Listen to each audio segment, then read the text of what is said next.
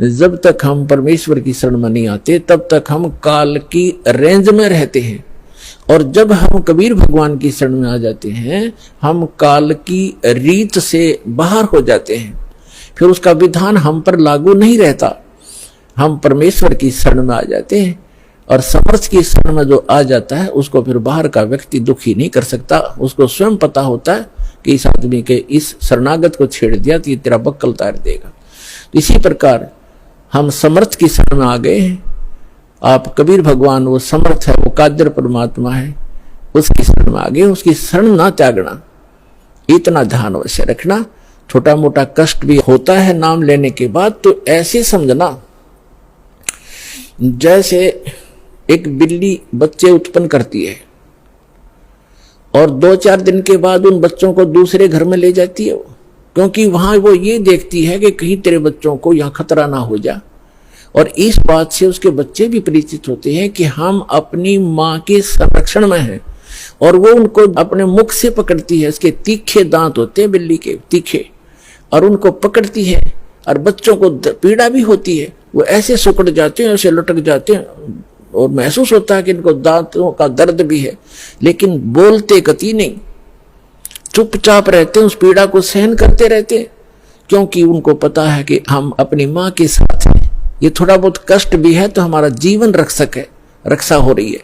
तो उसको उठाकर वो दूसरे सुरक्षित स्थान पर अन्य मकान में ले जाती है, सबको बारी बारी वहां पहुंचा देती है। कुछ दिनों के बाद वहां देखती है कि यहाँ भी समस्या है, तो तीसरे मकान में कहीं और ले जाएगी। और वो बिल्कुल नहीं बोलते, क्योंकि उनको पीड़ा भी हो रही है, लेकिन उनको विश्वास है कि माँ की मुख में हम भले ही पीड़ा हो रही है लेकिन हमारी जीवन रक्षा हो रही है। इसी प्रकार कबीर भगवान की शरण में आने के उपरांत आपको छोटा मोटा कष्ट भी है तो ना जाने आपका कौन सा पहाड़ जैसा दुख टल रहा है, ये विश्वास रखना, विचलित ना होना। यह प्रसंग चल रहा है कि धर्मदास जी ने कहा था कि भगवान यहाँ कितनी सुविधा दे रखी है भगवान ने, और इसको आप काल कह रहे हो।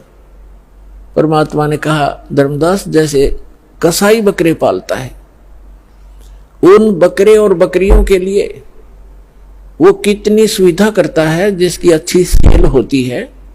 एक बहुत बड़ा चरागाह बनाता है, उसको हायर करता है या मोल लेता है, और उसके अंदर शेड डालता है, झोंपड़ी डालता है बकरों को गर्मी और सर्दी से बचाने के लिए। उसमें जगह जगह तालाब बनाता है, छोटी छोटी तलैया सी, उनको पानी से भर कर रखता है, उनके लिए घास फूस वहां व्यवस्था कराता है।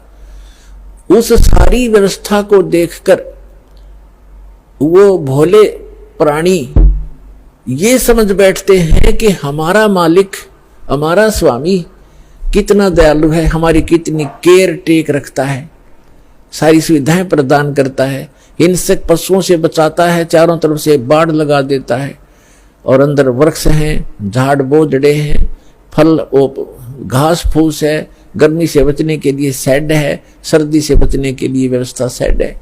तो वो इस सारी व्यवस्था को देखकर वो मान बैठते हैं कि जो हमारा ये स्वामी है बड़ा दयालु है, ये परमात्मा है। और जब वो कभी उनके बीच में आता है तो वो सारे उसको प्यार देने के लिए उसके चारों तरफ कोई ऊपर को पैर फैलाता है अपने सीने से लगाने के लिए, और वो उसको चाटते हैं, प्यार से जीभ से चाटना चाहते हैं, उनको एक विशेष रिगार्ड देने के लिए।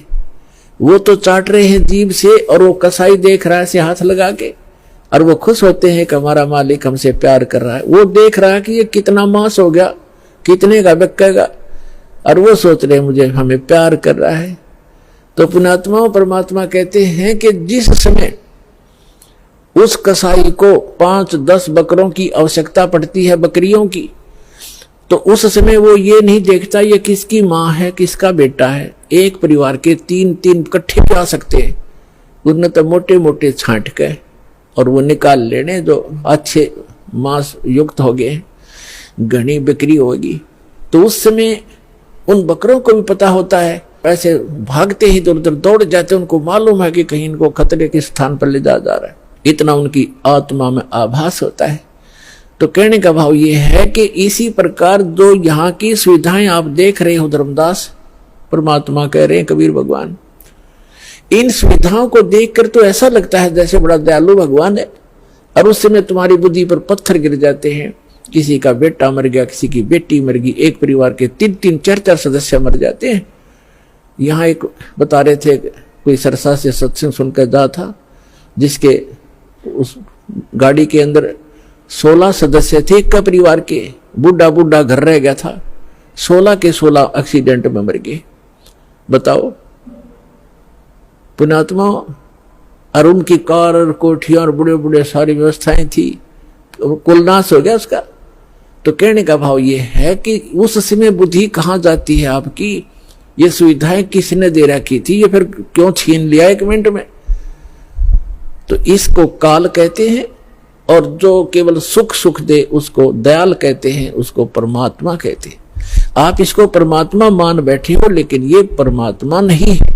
यहाँ तो दुख के अतिरिक्त आपको कुछ मिलता ही नहीं, चाहे कितना ही आपको सुखी व्यक्ति नजर आता है झूठे सुख से युक्त, चाहे कोई मंत्री है, प्रधानमंत्री है, या कितना ही बड़ा सेठ है, और कैसी आपने उसकी सुविधा नजर आती है। गरीब आदमी तो सोचा ये कार कोठी वाले घने सुखी होंगे, या फिर ये अफसर हैं, कर्मचारी अधिकारी हैं, ये बड़े सुखी होंगे।